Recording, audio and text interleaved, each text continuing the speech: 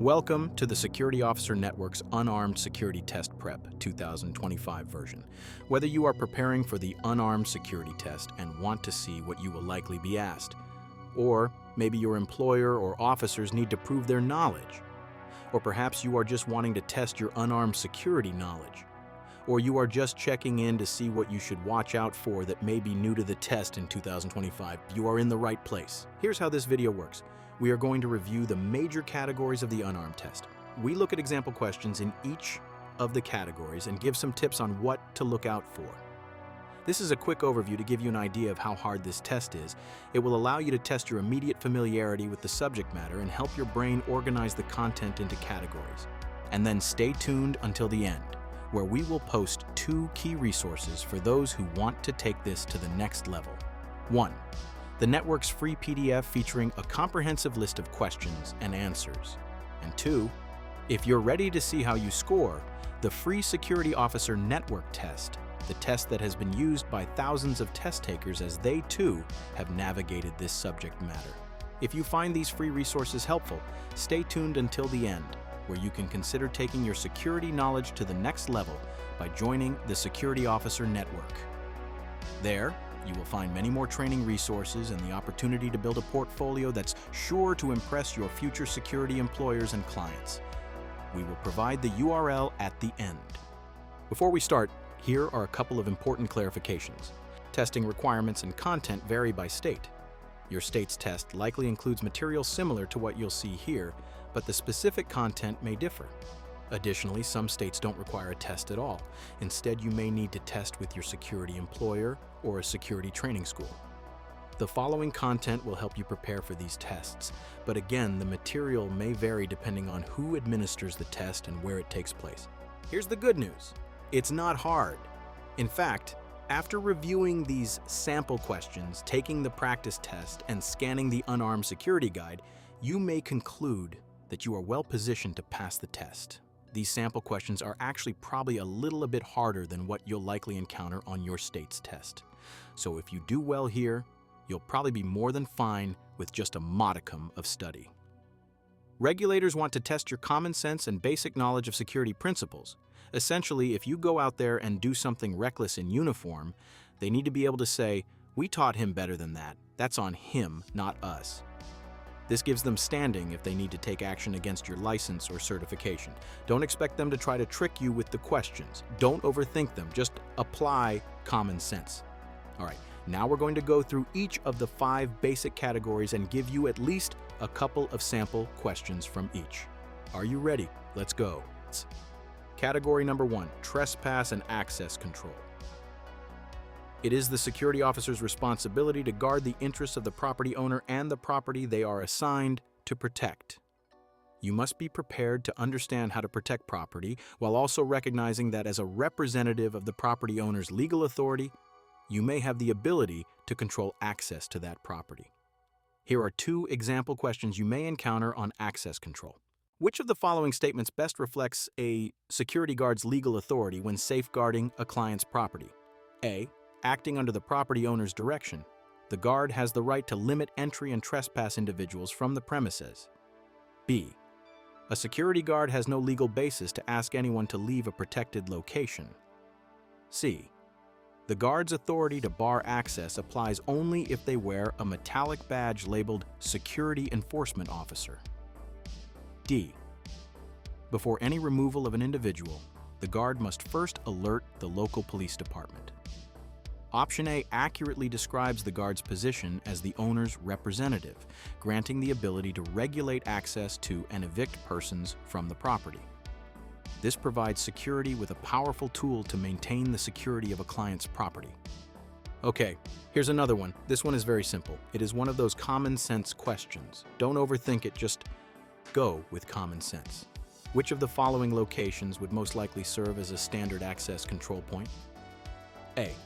A locked side delivery door behind a busy restaurant kitchen. B. The main entrance gate to a private residential community. C. A locked utility shed at a construction site. Or D. The central courtyard of a large apartment complex. Option B is correct because this is a location where security personnel can monitor and manage visitors entering the property.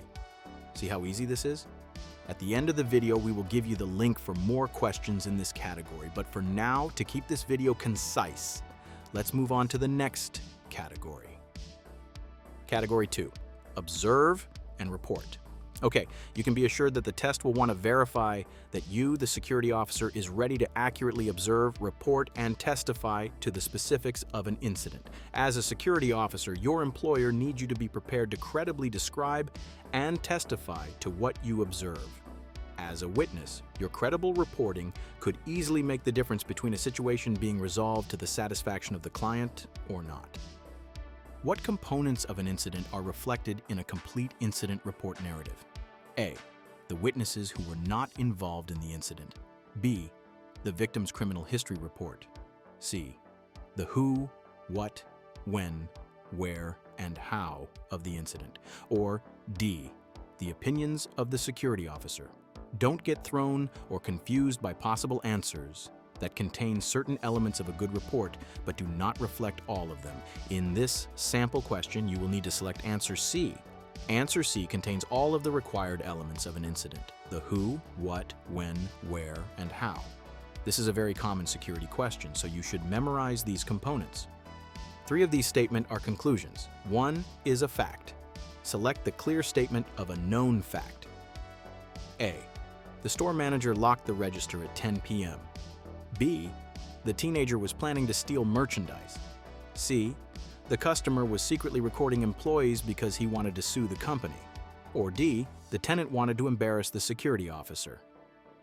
Option A is a straightforward fact, an observable action with a specific time.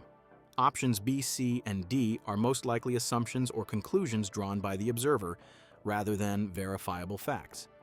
Now it's possible that long after the incident, you will need to appear in court to witness to what you saw.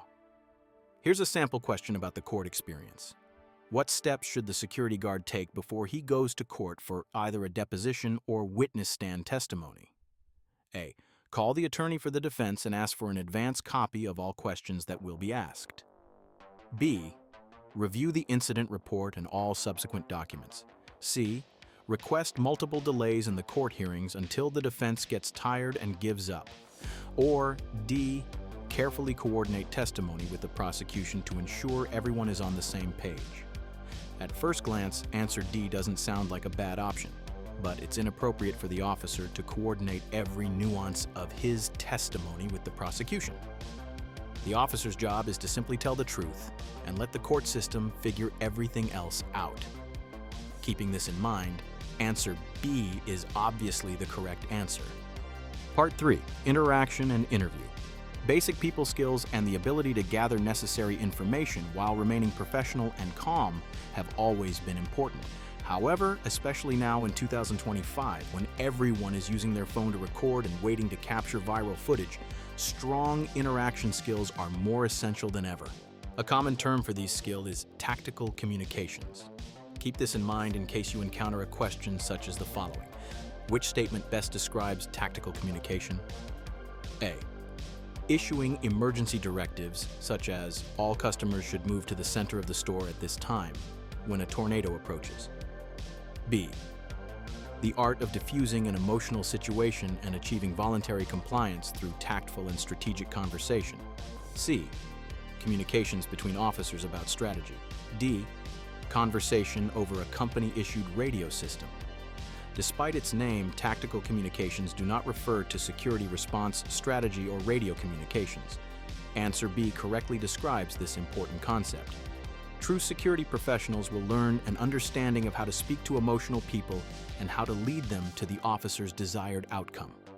Part 4. First aid, fire, and maintenance. At many sites, the security officer is the first responder to medical events, fire incidents, and even maintenance issues, while you can probably get through the previous categories with some common sense and minimal study. This is the category that might require a bit more study because it's more of a knowledge item, some common sense, but also direct book knowledge. For example, you will need to know the different types of fires and fire extinguishers. Check out this question. A grease fire has started in the kitchen of a large restaurant. The security guard grabs a fire extinguisher and rushes to respond. What class of fire extinguisher will put out a grease fire? Answer A, Class A, or answer B, water, or answer C, Class C, or answer D. Class K. Many fire extinguishers are labeled with color codes. These codes describe the types of fire they are designed to put out. The officer should become familiar with the different sources used to start a fire and the matching suppression resources. This question is extremely important for an officer who works at a site where there is a commercial kitchen. He must never suppress a grease fire with water. Class K extinguishers put out oil and grease fires. Now let's take a look at an example of a first aid question. A patron has sustained a cut on their arm and is bleeding. Which of the following procedures should a security officer follow first to control severe bleeding until paramedics arrive? A. Immediately give the injured person water. B.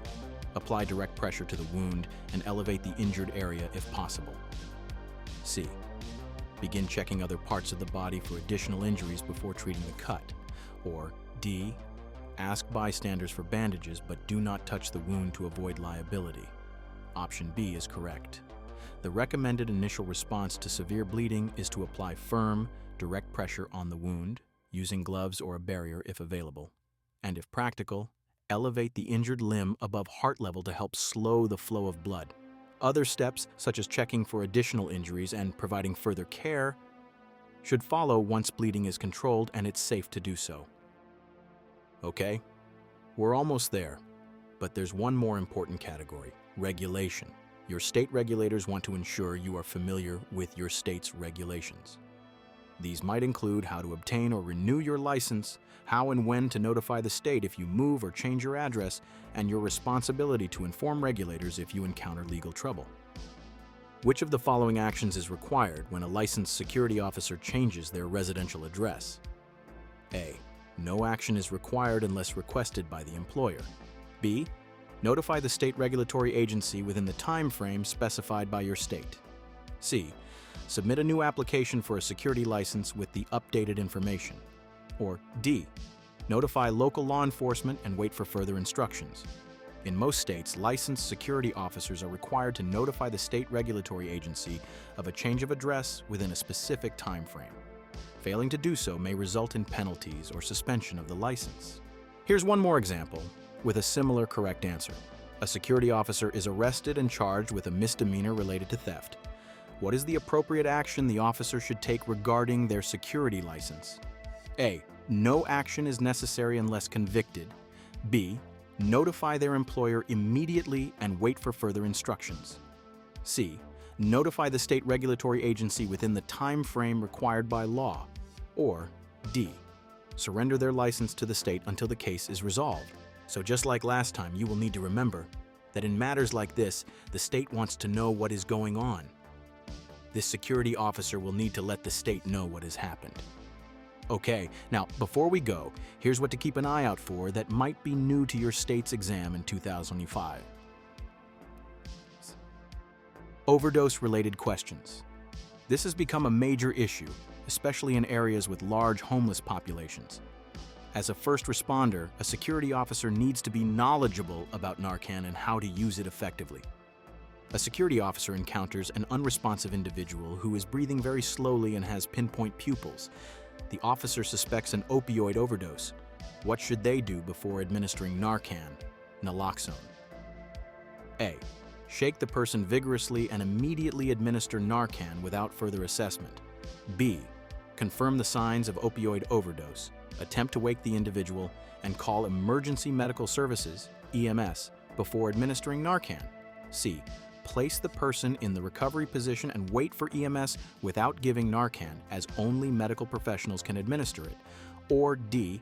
Perform chest compressions immediately, as Narcan is ineffective in opioid overdose situations. Option B is correct. Before administering Narcan, the officer should look for clear signs of opioid overdose. Slow or stopped breathing, pinpoint pupils, unconsciousness. Attempt to rouse the individual and call 911. Narcan should then be administered, followed by monitoring the person's condition until medical help arrives. Okay, Let's take a look at this one. This question addresses a popular YouTube trend. First Amendment auditors. A security officer observes someone filming their client's property from a public sidewalk. Which statement best describes the officer's authority in this situation? A. Because a public sidewalk is typically a public right-of-way, the officer has no authority to prevent someone from filming there. B. The officer has the power to detain anyone filming private property, regardless of where they stand. C. The officer may demand the individual delete the footage and seize the camera if they refuse. D. The officer is required to issue a verbal warning before confiscating the camera and contacting the police. Option A is correct because if the person is on a public sidewalk, which is generally considered a public easement, the security officer does not have the legal authority to stop them from filming. This has become a significant issue due to First Amendment audits. If you're unfamiliar with this, just search for First Amendment Audit Security Guard online, and you'll quickly learn what you need to know. Your knowledge of this is especially important because your client or supervisor may not be familiar with these laws. They may ask you to enforce something that shouldn't be enforced. Never let your employer destroy your reputation for all to see. Know the law and understand what constitutes public property, public easement on private property, and private property. Okay, here's one more example that your state might have recently added to the test.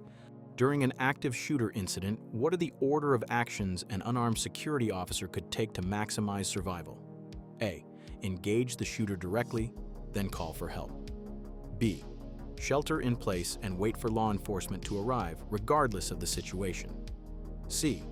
Follow the run, hide, fight protocol. Escape if possible, hide if escape isn't safe, and as a last resort, fight to stop the attacker. D. Try to negotiate with the shooter to de-escalate the situation before calling 911. The regulators are probably looking for answer C, run, hide, fight. This is something you should memorize. This model is standard guidance in certain instances for responding to an active shooter if you are an unarmed officer. 1.